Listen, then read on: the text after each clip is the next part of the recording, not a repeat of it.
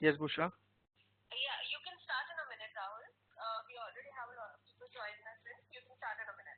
So you let me know. I mean, you give me a go and then I'll get started. No, I can see there are people joining in. So slowly start pouring in. You can begin with your presentation. Shall I start right away now? Yeah, go ahead. Okay.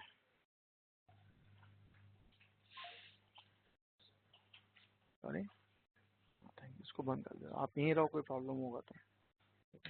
Yeah. Good morning, friends, or rather good afternoon, and welcome to this presentation on what does an angel investor look for. I'll try to make it as simple as possible because I'm sure there are all kind of participants, students who are aspiring entrepreneurs who aspire to start a startup. I'm sure there'll be a lot of pros who have already started companies. Okay, so I'll try to keep as simple so that everyone can understand. And feel free to ask me any question. Make it more interactive because there's such a huge ecosystem. Everything cannot be put in a presentation. So let's make it more interactive. Right. Just to start with, would like to give a little brief about myself. Yes, just on a lighter side, this is one incident I always share. So when I did my MBA from SPJIMR in 2005, and so when I came back home, I opted out of placement, and that was in 2005 when the startup culture had not started much in India, and I said I wanted to start a company in insurance, and my father got really offended, and whoever used to come to his office, he would introduce me as he is my son Rahul and he's an idiot. But yes, of course, all the entrepreneurs are not idiots. They are revolutionaries. They are ahead of their times. Yeah, people may not understand today. So best of luck with your new idea, new venture.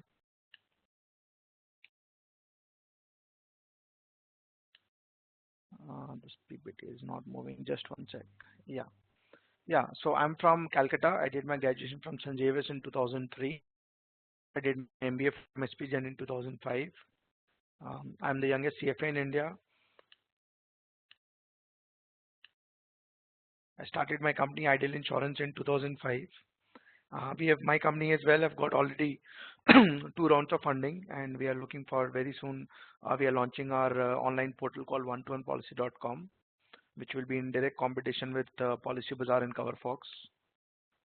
I'm an angel investor since 2012. In fact, how it happened was somebody had approached me for investing in my company. He was one of the founders of Mumbai Angel, and I have actually happened to become a member in Mumbai Angel. That's how my stint with angel investing started. I also founded BNI Calcutta. I don't know how many of you know about BNI, but I started BNI Calcutta in 2013, and today it's the #1 region in the world. I again did a MBA program in ISB, which was more focused on family business. I'm a certified trainer, and yeah, something very interesting to all the startup entrepreneurs that I'm just starting the first accelerator of Calcutta. So if you have any good ideas and implementable ideas, you can always approach to me later one-to-one, and we can maybe fund your company going ahead. I have personally done as an angel investor. I've done 9 investments, out of which I've got 2 exits. One startup has been taken over, and 6 are still going on. So yes, that's a pretty decent record. Great. So starting on my presentation, what do angel investors look for?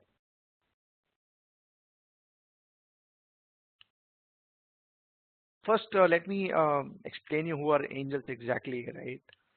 So angels are investors who invest their time and money for your growth. They're essentially your friends, family members, and well-wishers.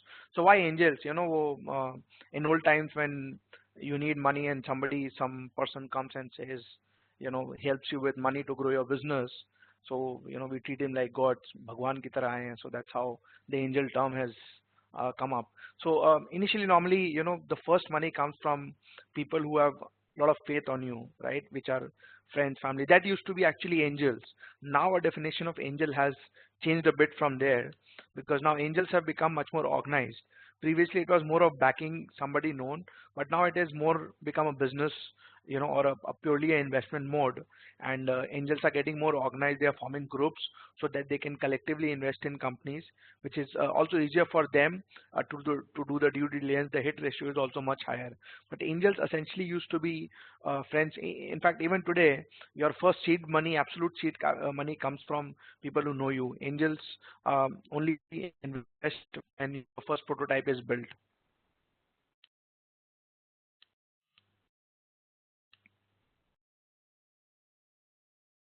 So angels are normally mostly are entrepreneurs who have already built up their businesses. Now, as I already said, a lot of business owners have started putting money in startups as angel investors purely from the risk return perspective. In fact, if you see, a lot of professionals have also started putting, a lot of professionals who are working with startups and who have made some money out of it, right, from selling their equity. They have also started putting a lot of money as angels. Normally they're smart people who cannot understand the bullshit. Of course, the reason why I've put here is because we get a lot of people coming us with some crappy ideas and crappy thought process. I'll just share a very recent example. So there's this guy, young guy, comes and says, I have a model, where I would like to sell hotel rooms. Okay, that's fair till then. And my concept is that I want to give hotel rooms for 2 hours, 3 hours, 4 hours. Okay, even fine, because yes, there is a market for that. A lot of people, they travel and just want to freshen up and then go. And then he says, so I asked him, how do you plan to build a business? How do you plan to build a product and generate sales and normal questions? And he says, I've already talked to my friends. So all my friends will do some booking. So we'll get some like 100, 200 bookings. And then I'll show a valuation of 10 crore and I plan to raise that money. So just a piece of advice that investors are not stupid people, right? They understand, they are people who have been there, done that. So you cannot just bullshit them with anything crap. You have to have something very solid in what you're presenting with them. So please do your homework very, very strongly when you approach an investor, because once you have lost out, you cannot go back to them again. You have to hit it right on the first word, first go. The moment he meets you and understands your business proposition, right, they should feel wow about it, right? So, any guesses on what is the first thing that angels look for in good ideas?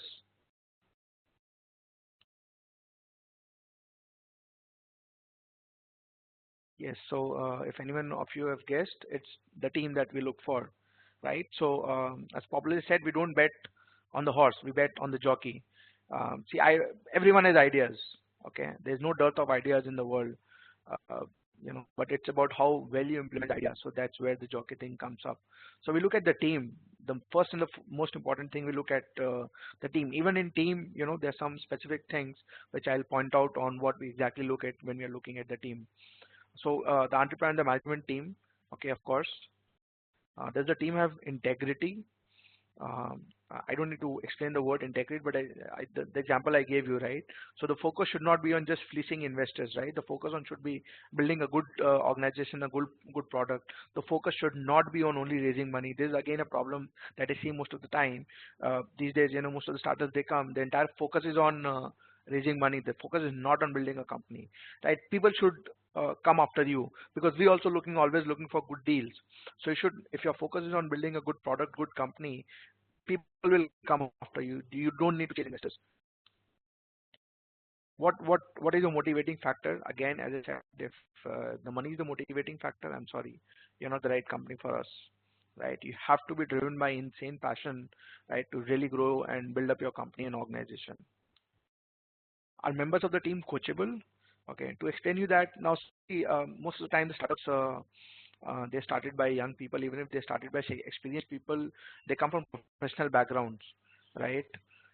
So they don't have the relevant experience on how to run a business. So they need to be very open-minded, uh, on accepting ideas, suggestions from angel investors, from anyone else also, not necessarily angel investors, right? So they should not be that, I don't care what you said, I know my work. A good example is Rahul Agarwal of housing.com, right? I would not get into what is right, who was right, who was wrong, but yes, there was a very serious problem on accepting what his board guidance was, and his board has some fantastic people from the industry, right? You might have built a good company, right? But still, to run a company is a different ball game. So you should have an open mindset of learning, right? Of accepting. Even today, I have my own business coach who guides me. It's not that I'm a great businessman, but even after 11 years, I can fairly say that my company is successful, right? But still, I am always open to coaching and learning from others. So this is something that we really look at, whether the team is coachable or not. Does the team have leadership experience? Again, as I said, we would not prefer completely out of the college people starting entrepreneurship, right? We would always, because today there's no product company, there's no service company, it's only people company, right? If you don't have the leadership experience, if you don't know how to manage people, it's going to be a tough business, unless and until you have a monopoly product and people don't have a choice. Otherwise, it's always a people's business now.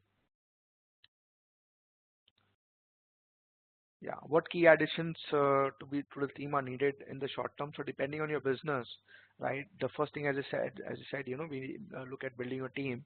So if there are a lot of dearth of good team members, so we look at what kind of people you would need and whether you can fulfill that in a short frame of time or not.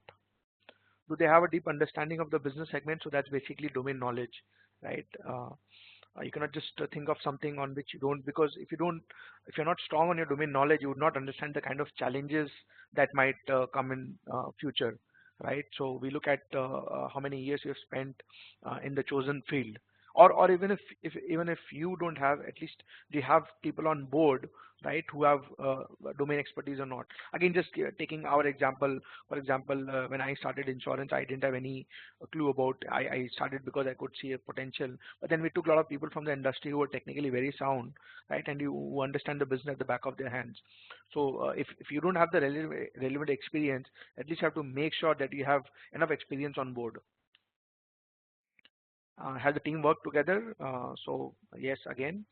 So most of the times, fortunately, it's a group of friends or college mates or people working in the same company who come together, and so of course the understanding, the bonding is much stronger between them. So compared to 3 or 4 people coming from different backgrounds and just coming over, they don't know, what drives each other, what are the uh, what is the behavior pattern and other things. So it's always good if the team has worked together before.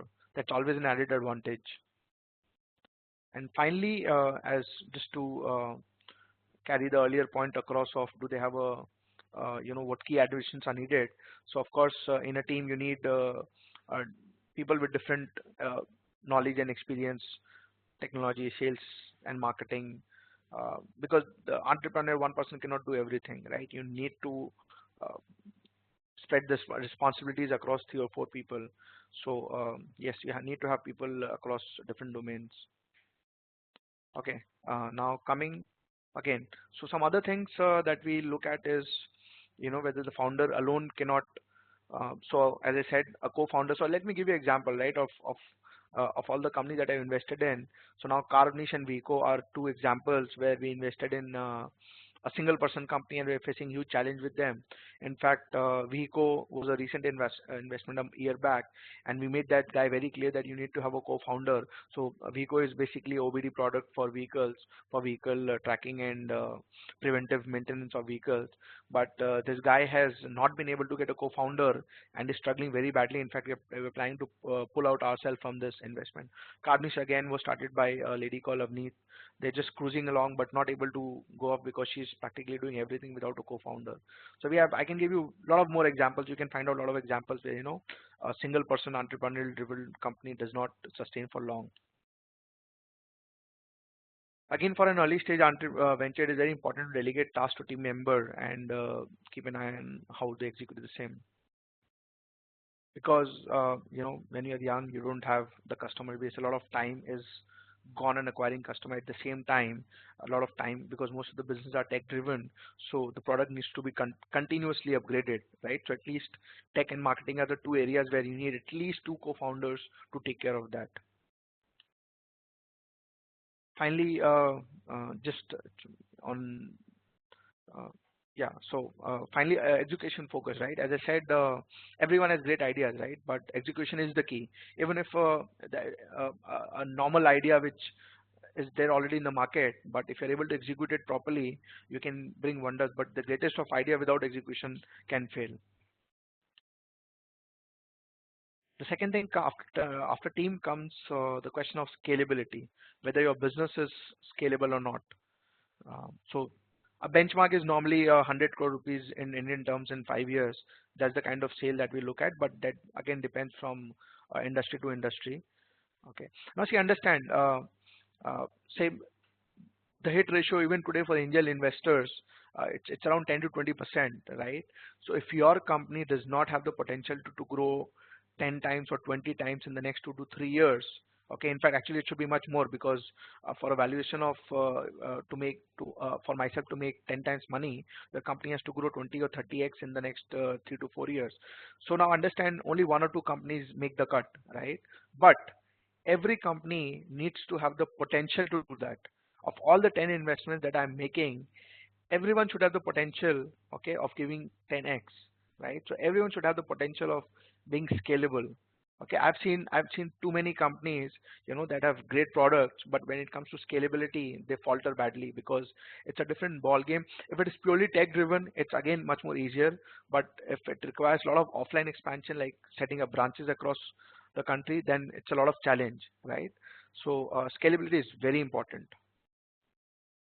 because without scalability, it will not make economic sense for us to. I'll give you a very good example. There was a very good company which the company name was Indian Stage, right? That was in competition with Book My Show, and they were doing very well, profitable company, doing a ticketing of almost 3 to 4 crores when they came to us for funding. But the problem was those guys were primarily working on more of shows and less of tickets. Now this show business plays and shows. So that is very much manpower driven, right? You cannot scale that beyond a point, right? So and now it's been 2 to 3 years, and we say they're still struggling to scale up. So we might make some profits out of that company, but we can never get 10x or 20x from a company which is not scalable.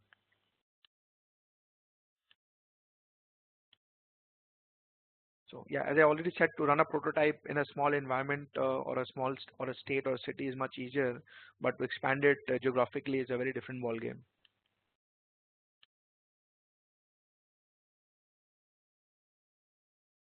Yes. Then comes, of course, we are here for money.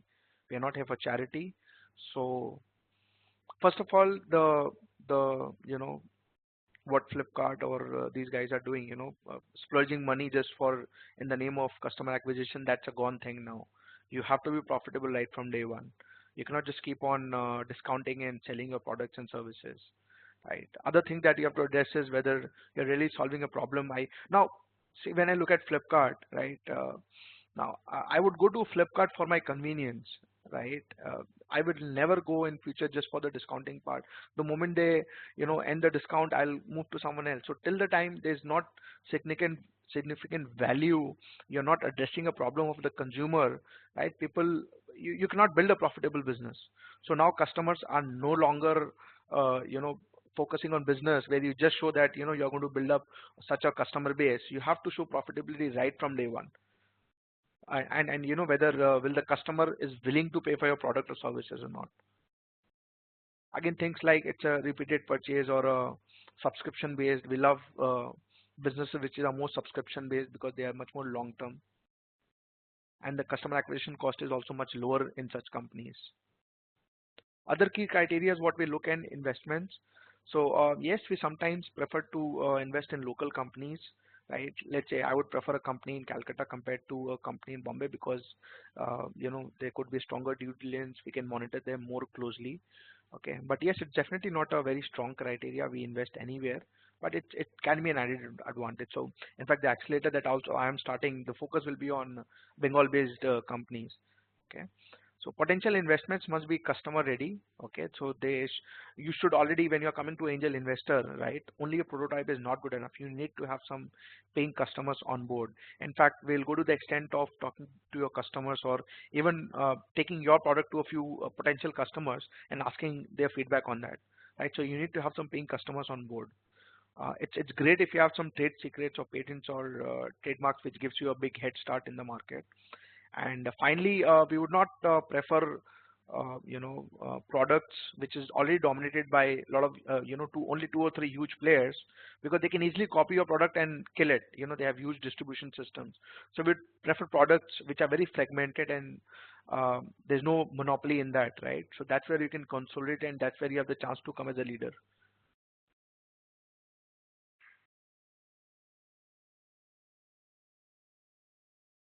Pitch decks, how to prepare a good pitch deck is a complete huge session in itself, but I'll just try to address some key points on what are important for a pitch deck.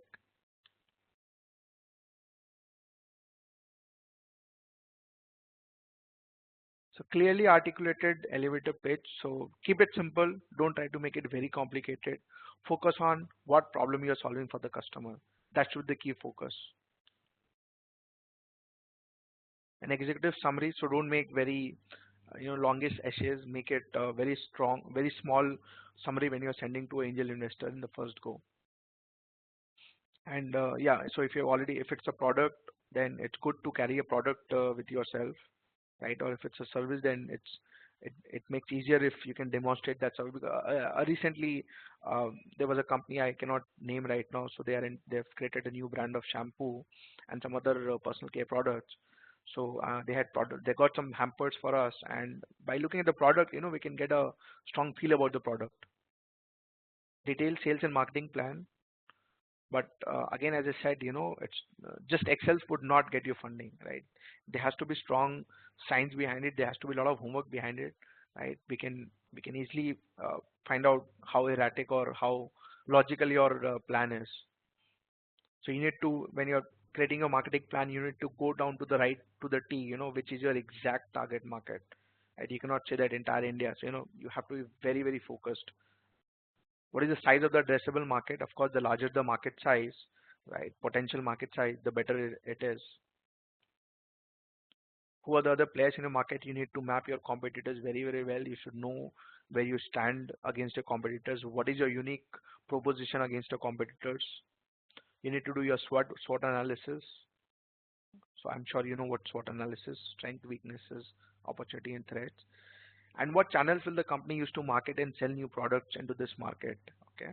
Now this is very important, because for example, let's say if you're an FMCG, then it's all about the distribution game. You might have the best product, you might have the best shampoo in India, but it's ultimately dominated by the Procter Gambles and the Hindustan Lever. In fact, P&G still has not been as successful in India because the entire distribution system is monopolized by Hindustan Lever and the ITCs, right? So distribution FMCG is a lot of game of distribution. So what your sales channel are, right? You have to be very very clear with that, and you may come out with some innovative sales channel for that.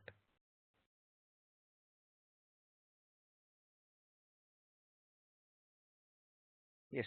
So the next is the exit. What we look for is companies which can give us quick exits, right? Normally, we look at exit anywhere between 2 to 5 years, right? Earlier the better, but yes, the average exit investors get is 3 years. Okay, so we look at companies which can give us an exit, right? Which has a very strong opportunity to get acquired by a larger player.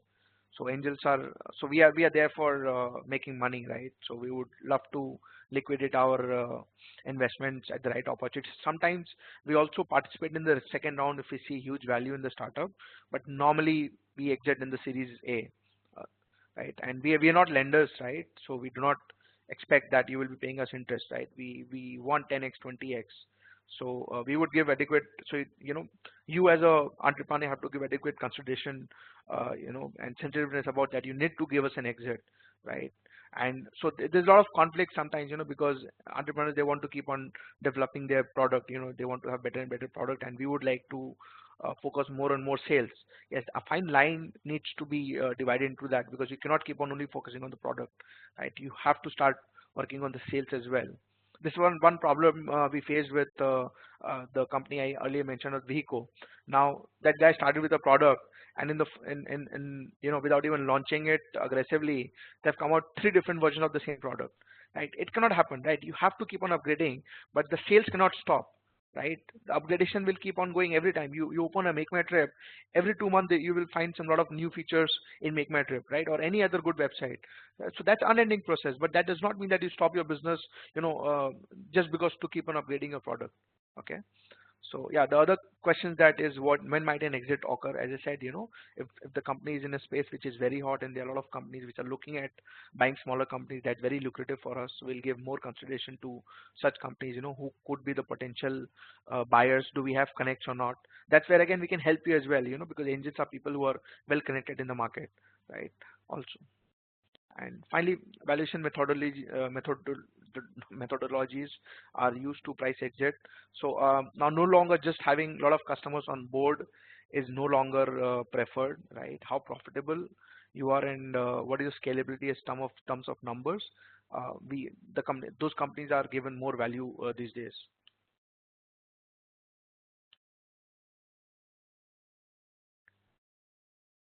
So being in India, we cannot forget government regulation.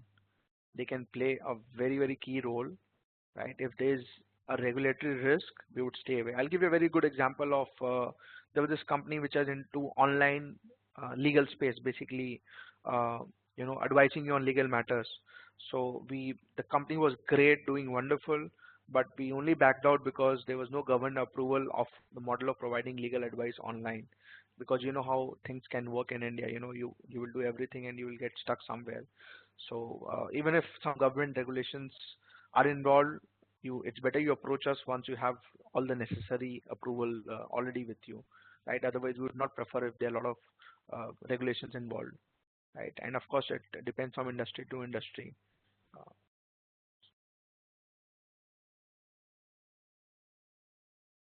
I'll be of course sharing this presentation to SPJIMR, and you can always go through that and come back with your questions later.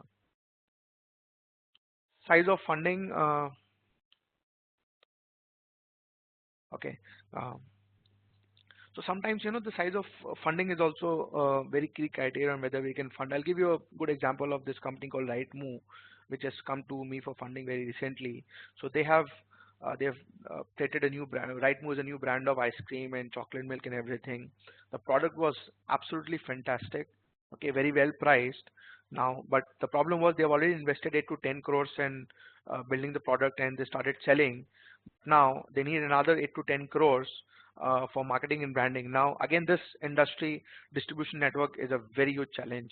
You cannot succeed, okay, without investing a huge amount of money on marketing and branding. So this company is stuck in between. Okay, so our investor would not like to invest in this company because 3, 4, 5 crores would not be sufficient. You need to have a credit line of at least 30 to 40 crore, okay, to invest in a company like this, right? So we wouldn't like to invest in companies where our money will just go away very shortly, right? If we cannot sustain the company for the next 1 to 2 years, we would not like to invest in that company. Or if the need of funding is very high, right? It cannot be that we invest the first 20% and then we leave it on. That cannot happen. So we normally invest around Indian 70 lakh. 50 lakh is normally the minimum size that we look at, and it can go up to 3 to 4 crores in one round. Okay, we don't look at companies beyond that. But yes, we can always keep on investing in 2 or 3 rounds. Okay, but in one round, normally that's the size. And normally we don't prefer company which are more than 10 to 15 crores of valuation, right? Because if you go for a company with a very high valuation, it's very difficult to get 10 or 20x in 2 to 3 years. So normally we look at deal sizes of, as mentioned here, the valuation should be less than 10 crores and the money required should be between 1 to 5 lakh dollars.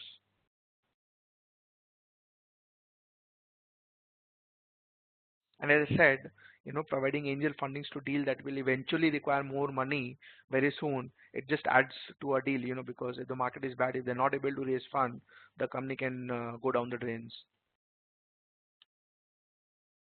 Great. So I'm through with my presentation and you can shoot your questions.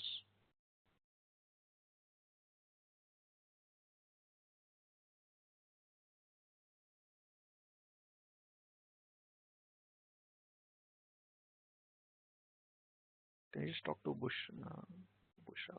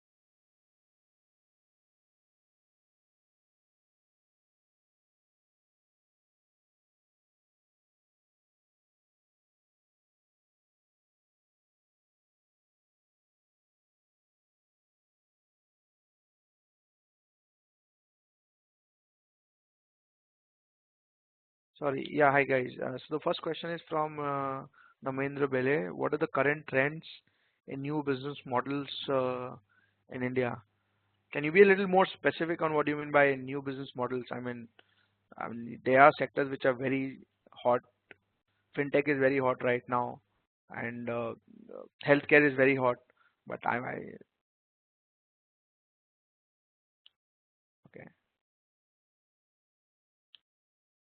Yeah, as I said, fintech and healthcare is very very hot, uh, and we are of course looking at because fintech has a potential of huge scalability, right? So that's a very hot area right now. Medical line, healthcare is again very big in India right now. So in fact, our Calcutta Angel, I'm part of Calcutta Angel. We are going to Hyderabad next week, all our angels, and we're looking at a lot of healthcare companies next week, right? So yes. So question from Arshad Baji: for product-based companies in the medical devices sector, it is difficult to achieve 10 to 20x growth in 3 to 5 years. What sort of funding can such ventures aspire for when the product is in the prototype stage? Okay, good question.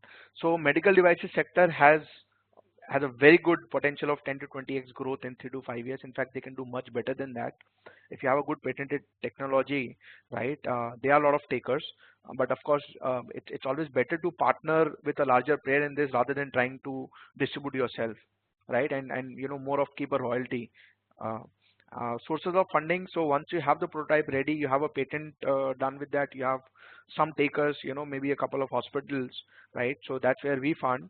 And then the next is, you can always approach venture capitals or private equity players. But it's a very hot sector, and it's not very difficult to find funding if you really have a very good product in this sector. But again, yes, the sector is dominated by very large players like GE and Johnson, and so. But yes, the potential of growth in medical devices is very very hot.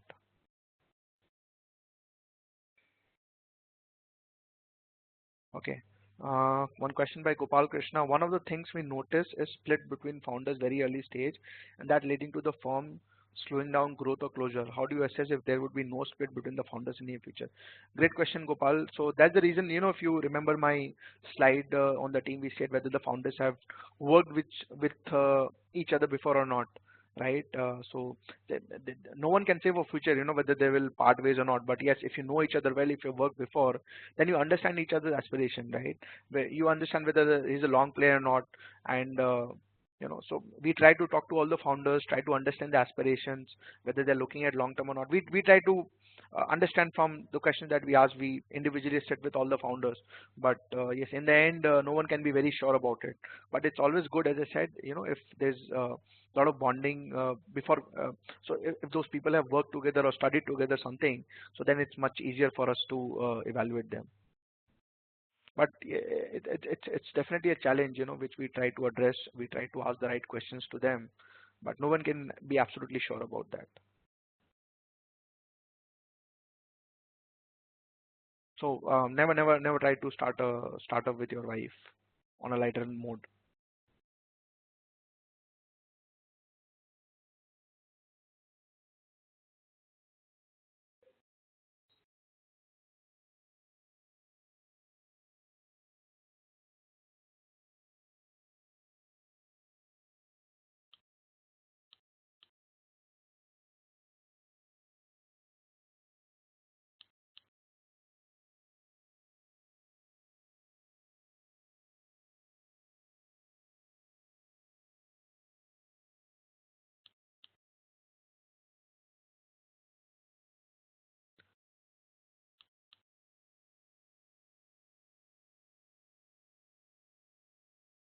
Yeah, Bushra, if there are no more questions, so we can wind up.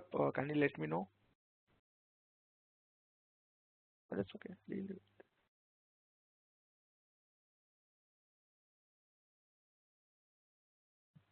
Okay, so there's a question from Tarun Bansal. How important is the background of the founder? As I see, it's very general. Investors are biased towards those from IIT, IM background.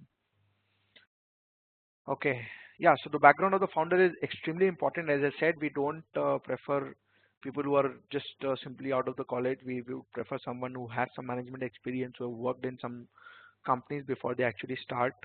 Okay.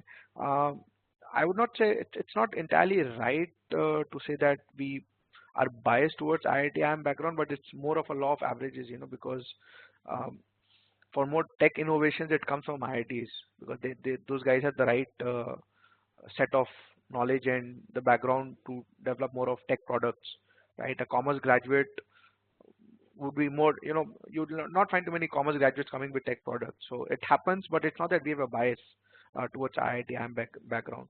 It always helps because then you have the right pedigree, you have the right surroundings, you have the right college mates you can always fall back upon. It always helps, but it's not that we are biased on that. Okay, and coming to the background of the founder, we would prefer if the founder has worked, as I already said, that if they have worked with some large companies and if they have worked in the domain which they are starting. I mean, if you look at a good example is Flipkart, right? So both of the founders have worked in Amazon, so they understand the business, they understand the challenges, right? So of course, it's much easier to start a new company if you have the right experience and knowledge.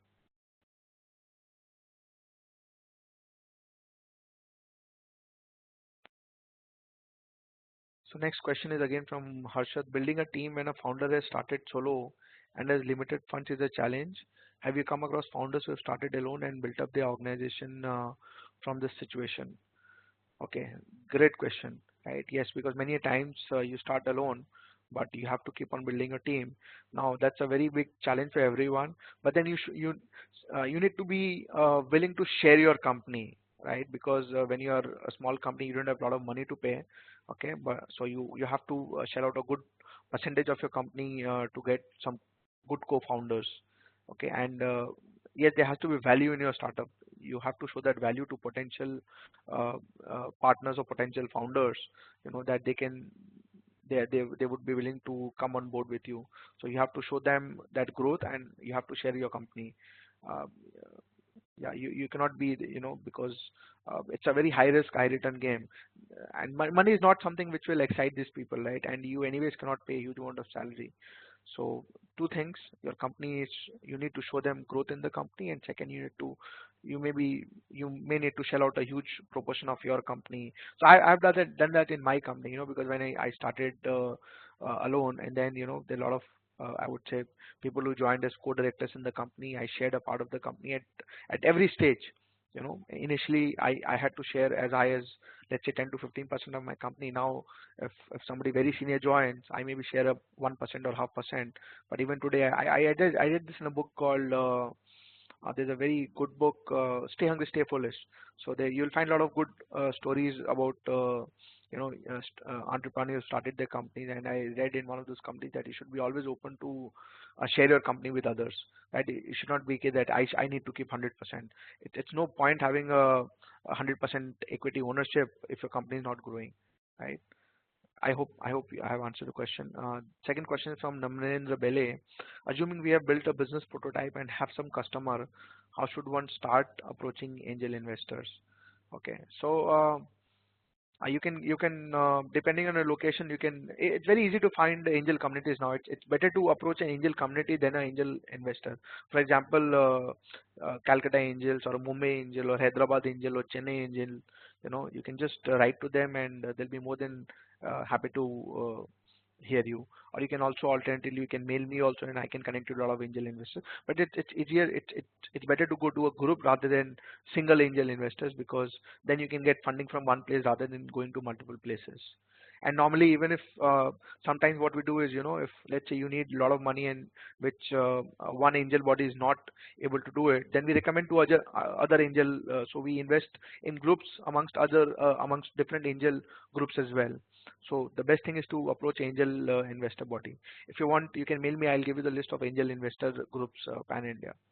But you can approach any of these: Mumbai, Calcutta, Hyderabad angels. You can also apply to venture catalysts. So,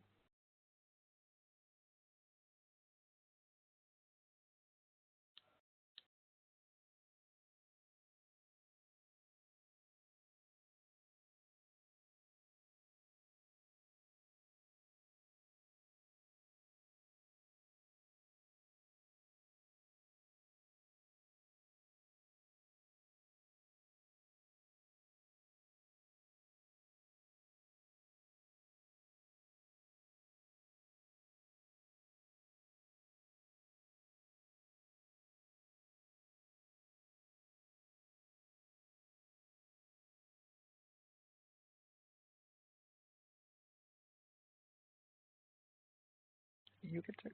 Almost done.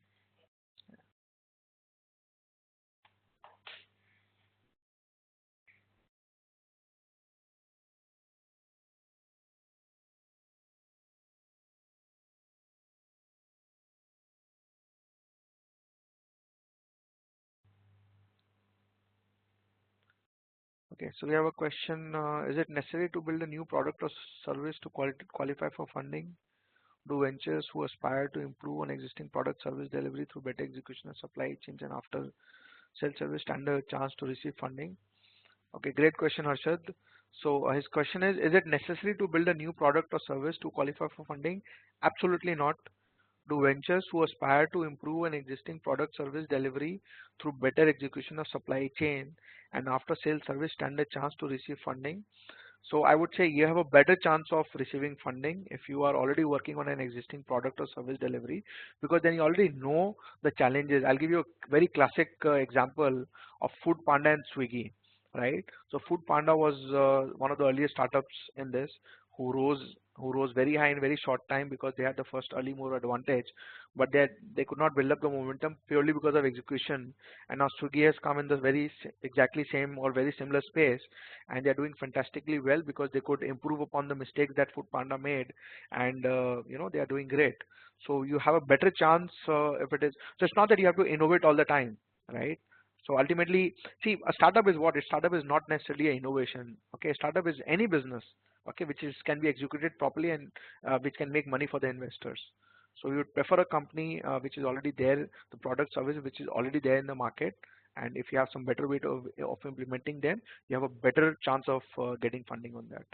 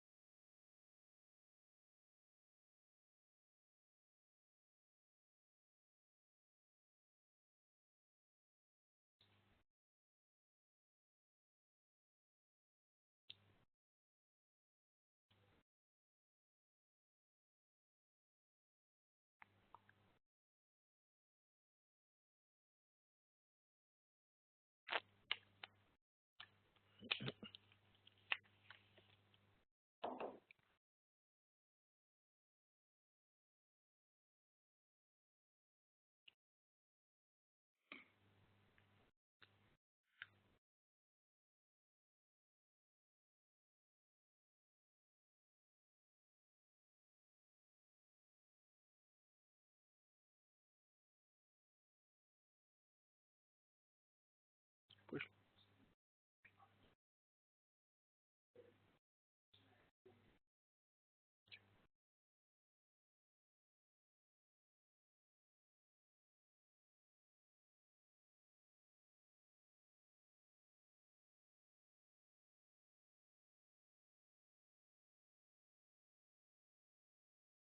Okay, friends. So I think we can wrap it up here.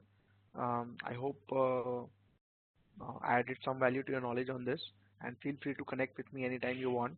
I'll ask Bushra to share my presentation and my contact details. Thank you very much.